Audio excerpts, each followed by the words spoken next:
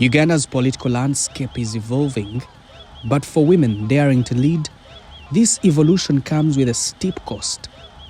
Today, we reveal the unseen scars left by cyberbullying on the women who have stepped up to advocate for change. This is Doreen Nyanjura, the Deputy Lord Mayor of Uganda's capital, Kampala. At some point, she dared to run against Uganda's president's son for presidency, General Kainerugaba, after he declared in a tweet that he had ambitions of running for president. Her ambition sparked an onslaught, a digital campaign aimed at silencing her voice and tarnishing her image. The insults, of course, have been, first of all, on my looks. There are those who are saying, this one, most likely she's even a lesbian. Why has she cut her hair? Why has she been made Deputy Lord Mayor of all people? Who are you? Who are you? Move. Push.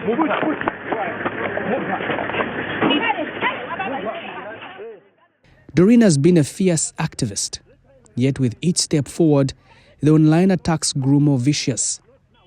But she's paid a price for her activism. My kids have been given different fathers. Some of them are very respected people. People I highly respect, I should say, my mentors in politics. This one is the father. And then they make photos, circulate them everywhere. Then the following day, you'll see my kids being attached to someone from State House, well knowing how much I detest anything to do with this ruling government. The attacks are not random. To her, they appear systematic, aimed at breaking her spirit.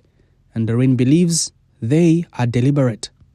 That points to the double standards. I've not seen anyone ask the men who the mother of their children is. And yet here I am, everyone is interested in knowing who the father of my children is.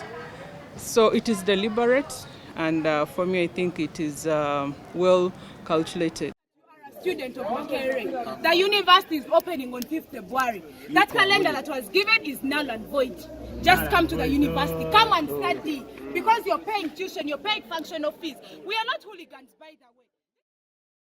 Shamim Nambasa, once a prominent guild president at Makerere University, knows this battle all too well. Her leadership tenure is long over, yet the online hate remains.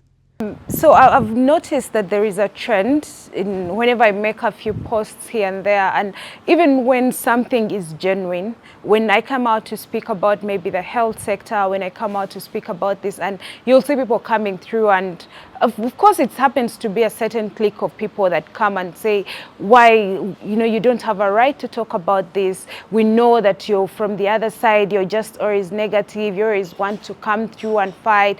We've seen you, we know why you're doing this. Such kinds of insults that come from people that I may not be able to identify, but you can tell that they're from the other side. Doreen and Shamim are bound not only by their experiences of online harassment, but also their political affiliation.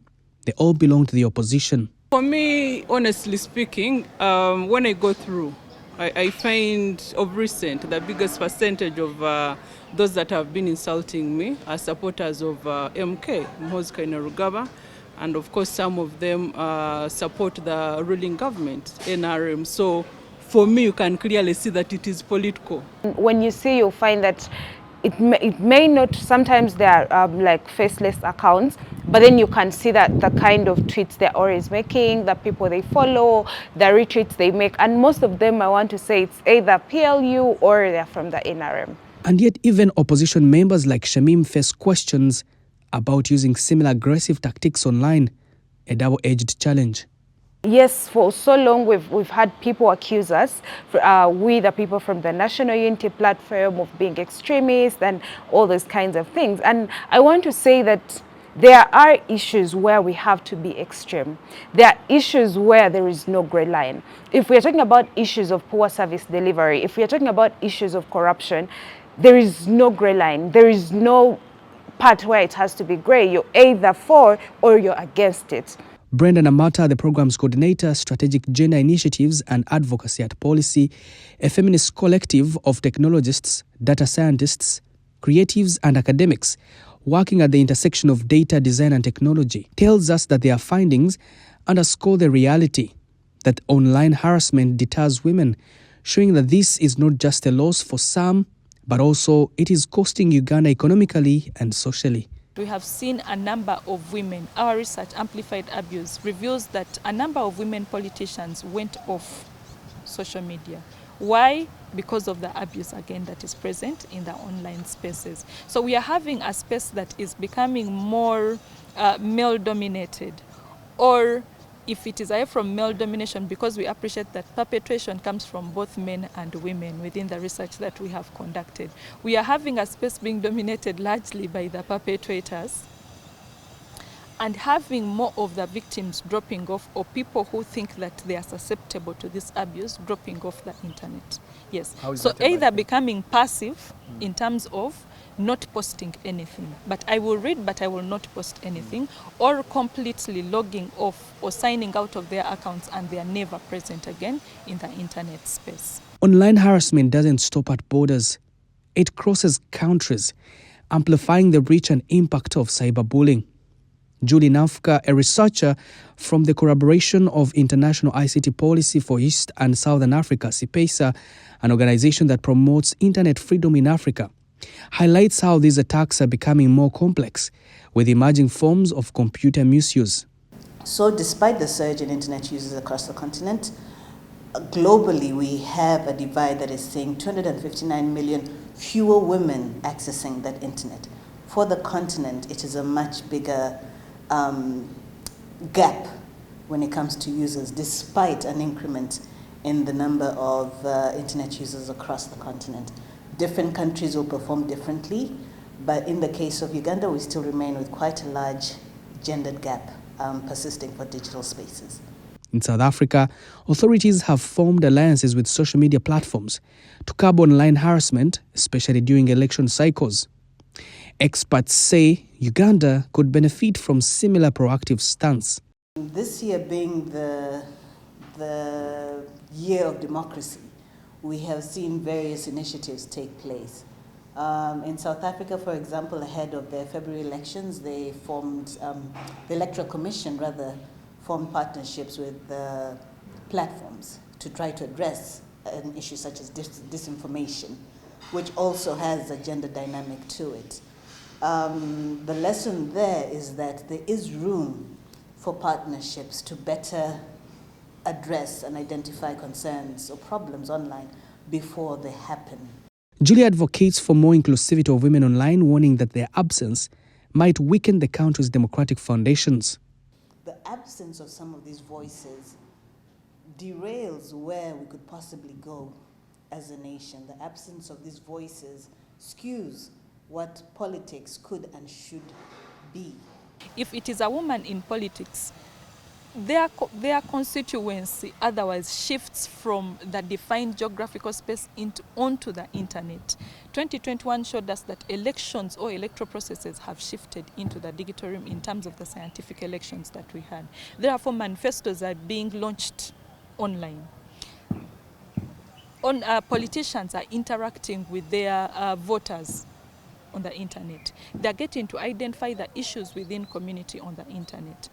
Increasingly during the COVID period, we saw that issues to deal with gender-based violence within communities were being, news was being broken on the internet.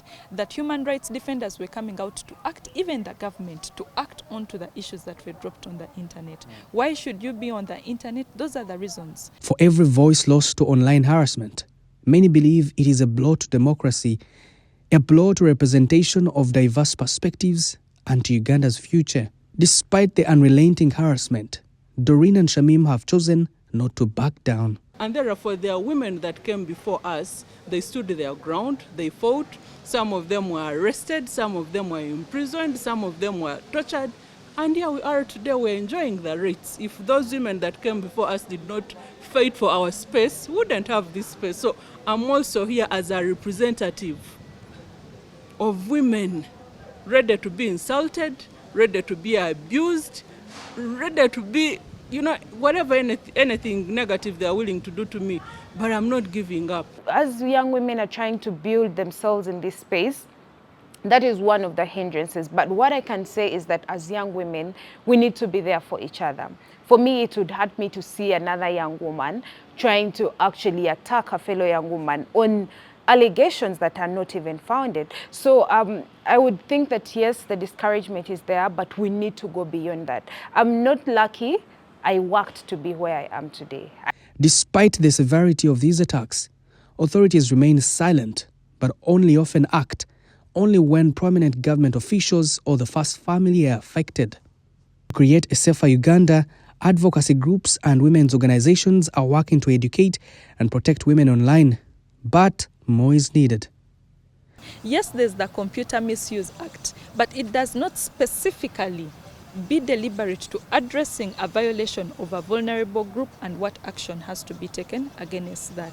Therefore, the government through UCC and the Ministry of ICT, but then also Parliament, needs to see that we have gender-responsive legal frameworks in the country that address the issue of online violations. We need to appreciate that we have laws that we developed in the country that otherwise would be operational, but they are not recognizant of the evolving and also emerging new forms of technology and the challenges that come with that. As Uganda moves closer to its next election, the call to protect women's voices online grows louder. Without proactive measures, the nation risks silencing a generation of leaders and activists who should be shaping the nation's future. Kanara Mugume, NBS, Live at 9.